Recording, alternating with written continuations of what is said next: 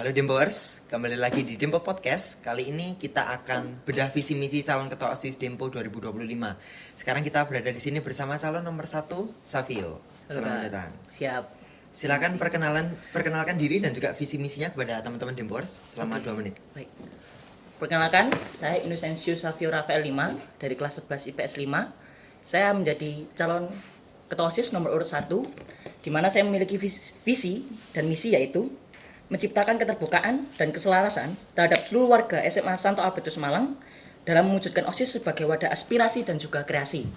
Misi saya yaitu yang pertama, meningkatkan dan menyerap aspirasi bagi seluruh warga SMA Santo Albertus Malang secara aktual dan transparan. Yang kedua, membangun kreativitas dan kerjasama antara warga SMA Katolik Santo Albertus Malang dengan pengurus OSIS. Yang ketiga, menjunjung tinggi perilaku adil dalam berorganisasi dan berkegiatan di SMA Katolik Santo Albertus Malang. Oke, terima kasih. Aku menyoroti satu hal. Karena aku juga melihat kemiripan antara visi misimu dengan mungkin teman-teman ada yang masih ingat calon ketua OSIS kita sebelumnya, Kathleen, yaitu penekanan di wadah aspirasi. Di visi misi Kathleen ada meningkatkan rasa kepemilikan OSIS dengan memberikan wadah aspirasi anggota OSIS. Sedangkan di visi misi Savio juga ada wadah aspirasi. Lalu apa yang membedakan visi misimu dengan milik Kathleen sebelumnya? Oke, jadi gini Kak Silu. Kalau kita tahu bahwa memang program-program OSIS sebelumnya sudah banyak dilakukan oleh khususnya ketua OSIS sebelumnya. Di sini saya akan mengubah di mana wadah aspirasi ini di misi saya itu secara aktual dan transparan. Nah, penerapan aktual dan transparan ini bisa dilakukan dengan berupa program.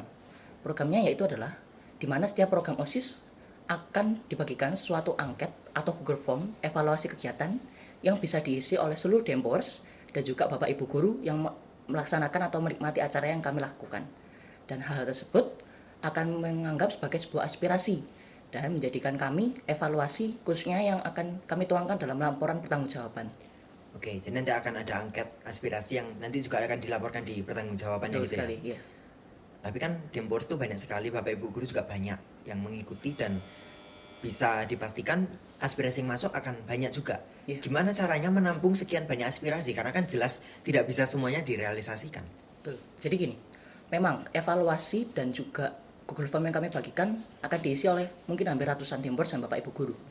Tetapi kami sebagai OSIS akan melakukan atau menyaring beberapa aspirasi yang kami dapatkan dan juga kami akan berkoordinasi dengan yang memberikan aspirasi tersebut. Bagaimana untuk realisasinya ataupun kami juga bisa berkoordinasi dengan mereka untuk apa sih tujuannya Anda memberikan aspirasi ini dan kemudian apa dapat direalisasikan dalam program selanjutnya. Seperti itu. Oke, lalu ada penekanan juga terkait transparansi. Transparansi itu yang seperti apa?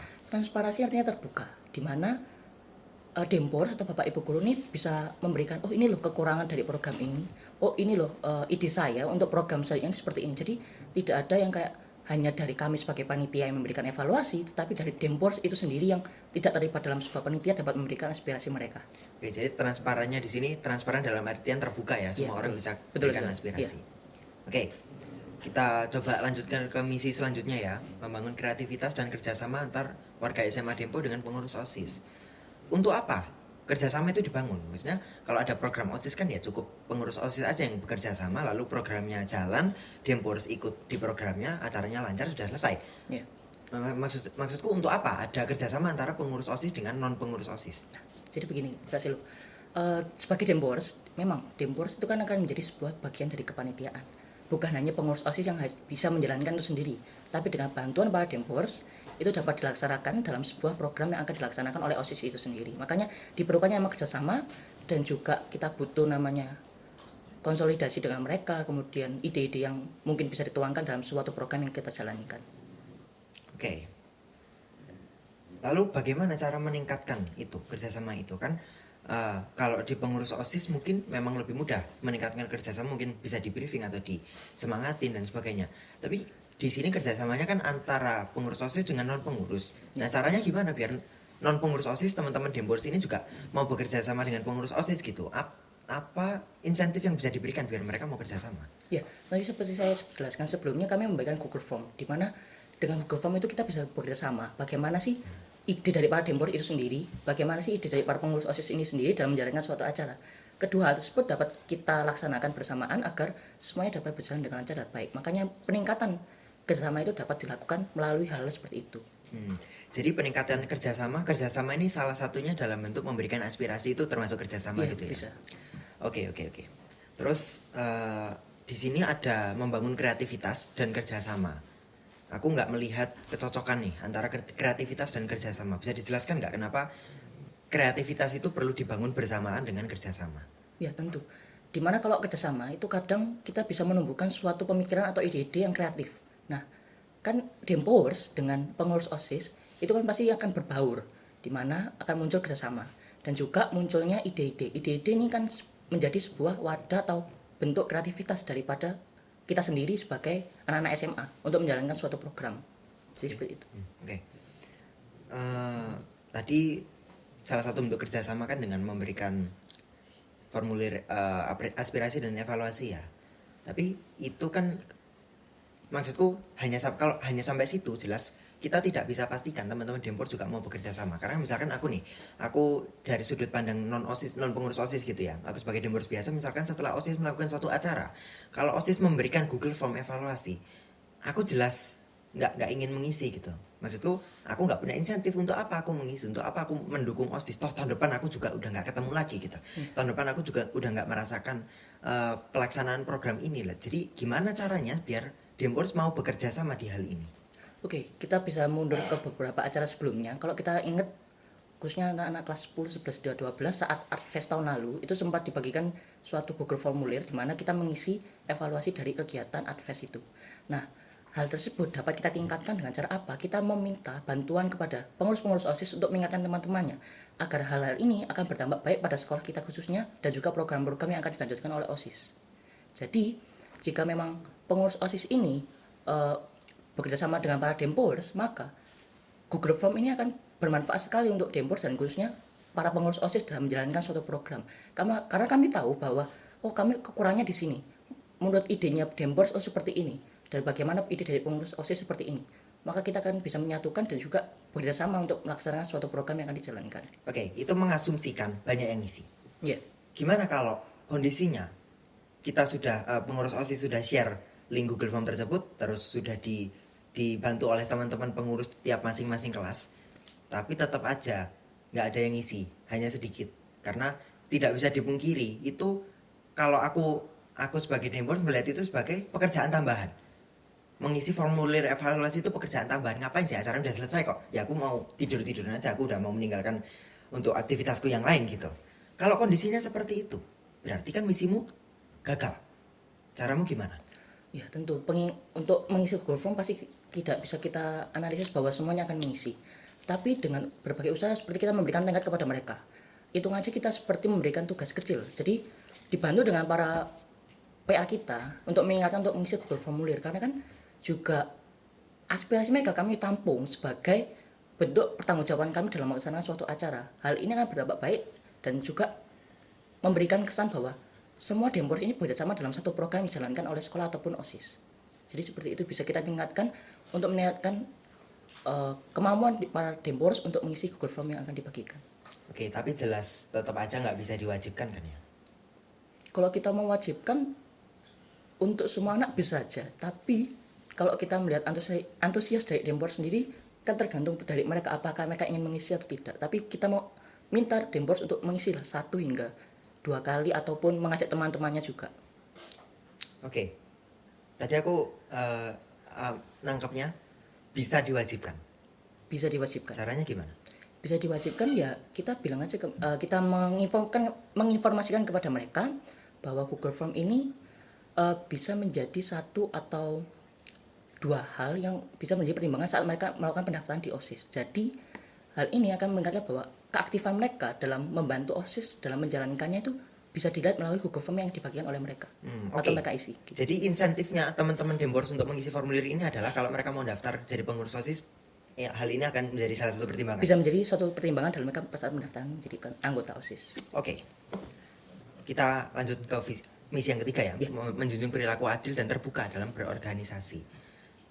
Apakah selama ini kegiatan berorganisasi di Dempo atau mungkin di internal OSIS itu tidak adil atau tidak terbuka? Baik, kata adil ini memang harus terus ditekankan dalam berorganisasi maupun berkegiatan di sekolah kita. Kalau kita bisa lihat bahwa sebuah kepanitiaan pasti membutuhkan anggota-anggotanya. Anggota-anggotanya ini dapat diterima oleh para koordinator yang ditunjuk oleh ketua pelaksananya. Oke. Nah, seperti itu. Jadi di mana koordinator ini kan pastinya harus memiliki tanggung jawab yang diberikan oleh para ketua pelaksananya. Oke. Maka mereka harus berbuat adil. Seperti apa contohnya? Kita bisa melihat bahwa sekarang dalam suatu pekerjaan saja kita membutuhkan yang namanya portofolio. Portofolio ini bisa menjadi suatu pertimbangan dalam penerimaan anggota dalam berbagai seksi yang ada dan dibutuhkan dalam suatu kepanitiaan. Jadi hal tersebut dapat menumbuhkan sikap dan menjunjung tinggi adil dalam berorganisasi maupun berkegiatan di sekolah kita. Bukankah selama ini memang itu yang dilakukan di kepanitiaan ya, kalau mau daftar harus punya portofolio. Lalu kenapa harus ditekankan kembali di sini? Memang portofolio memang harus di berbagai panitia memang ditunjukkan, tetapi lebih ditekankan kepada seksi-seksi yang khusus. Kita bisa melihat seperti dokumentasi maupun multimedia, kemudian seperti seksi kreatif. Nah, bisa kita tekankan bahwa hal-hal tersebut kan membutuhkan kemampuan fisik maupun ide kreasi mereka, di mana mereka memiliki pemikiran atau kemampuan dalam berbagai seksi yang diberikan. Karena seksi kan pasti membutuhkan namanya target. Target itu harus dijalankan sesuai dengan kebutuhan yang dilakukan. Nah, jika kita menekankan itu terus-menerus, maka seperti seksi acara, kita contohkan seperti seksi acara saja ya, di mana portofolionya seperti mereka pernah menjalankan suatu kepanitiaan ini dan pernah ditugaskan untuk menjalankan seperti membuat rundown, membuat jadwal, dan lain sebagainya. Nah, hal-hal kecil seperti itu kadang dilupakan oleh para koordinator maupun beberapa kepanitiaan. Jadi intinya perlu diingatkan lagi. Perlu diingatkan lagi. Oke, kemudian aku mau memberikan kamu kesempatan untuk memberikan penilaian terhadap dirimu sendiri. Apa yang kira-kira selama ini, bagaimana kinerjamu di program-program yang pernah kamu ikuti, dan apa yang perlu kamu tingkatkan dari dirimu sendiri selama ini? Baik, sebelumnya saya memiliki pengalaman kepanitiaan sebagai ketua pelaksana pemilihan ketua angkatan tahun 2024, di mana saya di situ bertugas untuk mengayomi seluruh koordinator dan anggota-anggota saya. Memang sebagai ketua pelaksana itu bukan hanya dibutuhkan kemampuan untuk berpikir saja, tapi dimampukan kemampuan untuk berkomunikasi dan juga bekerja sama dengan baik. Seperti di misi saya yaitu bekerja sama itu ditingkatkan. Nah, jika hal tersebut saya tingkatkan, maka semua program-program yang akan dijalankan OSIS dapat berjalan dengan lancar dan baik. Kemudian, saya bisa melihat di beberapa anggota atau kepanitiaan, khususnya saya pernah menjadi seksi acara di beberapa kepanitiaan. Jika seksi acara itu bekerja sesuai dengan tugas dan juga job desk-nya masing-masing, maka berbagai acara yang kami atau kita laksanakan dapat berjalan dengan lancar dan baik.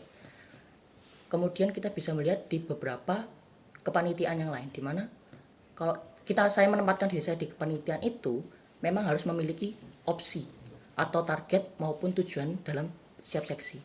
Kenapa harus dibutuhkan? Karena setiap seksi pasti dituntut untuk menjalankan atau menciptakan suatu tujuan yang bersama agar program itu dapat berjalan dengan lancar dan baik. Oke, terima kasih. Sekarang terakhir, silakan berikan satu kalimat penutup buat teman-teman Dembor. Satu kalimat penutup, silakan. Untuk Dembor semuanya, seorang pemimpin pasti dibutuhkan dalam berbagai organisasi. Maka, marilah kita bersatu dan bersinergi bersama Innocentius Savio Rafael 5 untuk calon ketua OSIS 2025. Oke, nampaknya 2 kalimat, nggak apa-apa. Terima kasih, Terima Savio. kasih. Selamat Terima kasih. berjuang. Siap, terima kasih. Teman-teman Dempors, jangan lupa untuk menggunakan hak pilihnya, gunakan hak suaramu, coblos calon yang sesuai dengan pilihan hatimu. Oke, selamat berdemokrasi dan sampai jumpa di Dembo Podcast selanjutnya. Terima kasih.